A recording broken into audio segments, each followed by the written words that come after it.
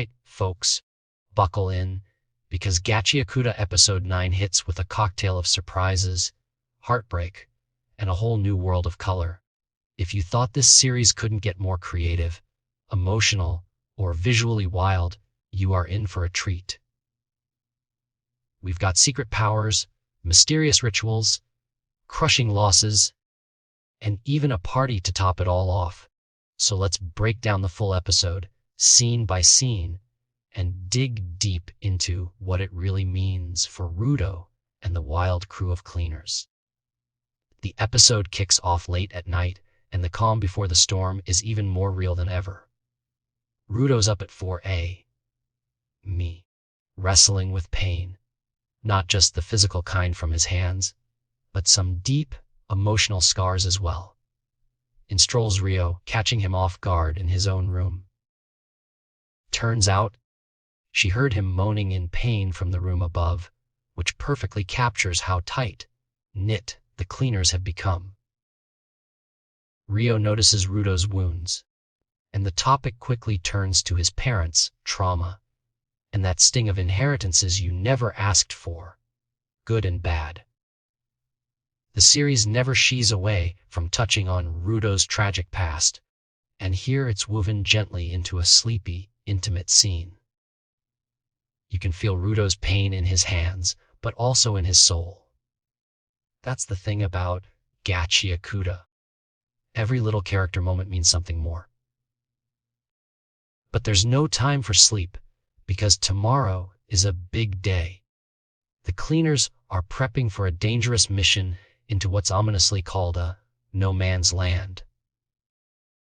It isn't just a catchy phrase. These are landscapes so filled with garbage, mutated beasts, and who knows what that you can't just stroll in unprepared.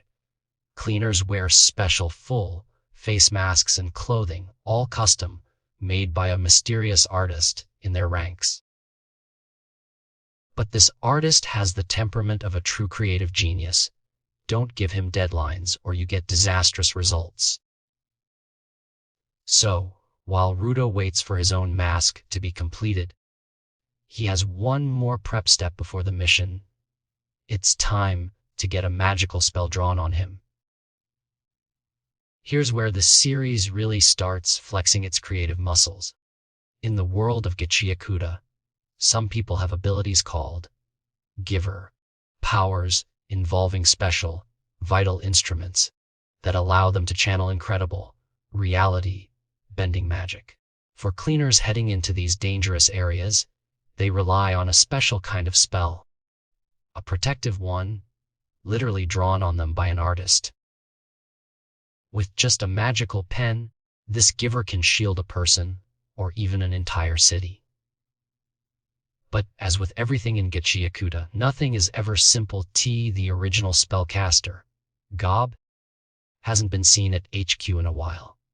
So the team's got to go find him, which sends everyone straight into Canvas Town, the so-called City of Graffiti. Let me tell you, the arrival at Canvas Town is pure anime gold. We meet the expedition team from the Kuta crew. You have Zanka, Rio, and our main guy Rudo. And from Eager come Delman and Tamsi. They're joined by 3 supporters, Gris, Follow, and Tom. Usually, teams would bring more supporters, non-powered backup. But since they're heading somewhere so risky, they drop the number of unpowered members and bring more givers instead. No sooner do they hit the city, and the underlying class divide is on full display. Dome-covered cities like Canvas Town exist to shield their people from the deadly trash rain, literal garbage that falls from the sky, thrown away by the sphere, the floating city above. Anyone living outside these safe domes risks instant death by falling debris. It's a ruthless, layered world, and the show never lets you forget how dangerous it is on the ground for the outcasts and exiles. Getting into Canvas Town isn't as easy as walking in a door. There's magic at play. we learn that if you have bad intentions, you physically can't step through the threshold. This defensive magic, it turns out, is the work of the giver artist Gob. The whole city is decorated in a riot of color, graffiti covering practically every surface. Legend says Canvas Town was built as a haven for outcast artists, free to make art wherever they like away from a judgmental society. Every year, the place is more vibrant, more alive, and more protected. But the main reason the cleaners are here is to meet Gob, the spellcaster who draws their protective spell. Except, as the mayor himself tells them in a totally gut punch of a moment, Gob has died that very morning. The cause: body pollution. Gob was so passionate about painting everywhere, including polluted zones, that he sometimes went unmasked, prioritizing his art over his own safety. In the end, it caught up to him, a harsh reminder of the dangers these characters face every day. The twist doesn't end there. Art in this town is more than just expression, it's protection, identity, and legacy. The power of givers comes through vital instruments, objects cared for and passed down, with magical abilities only awakened by those with the right potential. The mayor introduces the new spellcaster T. Remlin Tysark, a child chosen as Gob's successor. Inheriting Gob's pen is no small feat. It places enormous pressure and expectation on one so young. The town's fate now rests with a kid painting protective spells where an accomplished artist once created. Against all this, Rudo and his crew are left in limbo, unable to receive the spell they desperately need for their mission. But if you expect the mood to stay grim, you don't know Gachiakuta's heart. Remlin, wrestling with grief, suddenly insists on joy. No more dark stuff, celebrate. She cries. Remlin wants to honor Gob not with tears, but with a party, painting, dancing, throwing color at the sky. It's an emotional, cathartic burst that says so much about this world. Life is fragile, unfair, and incredibly volatile, but joy and resilience bloom even in sorrow.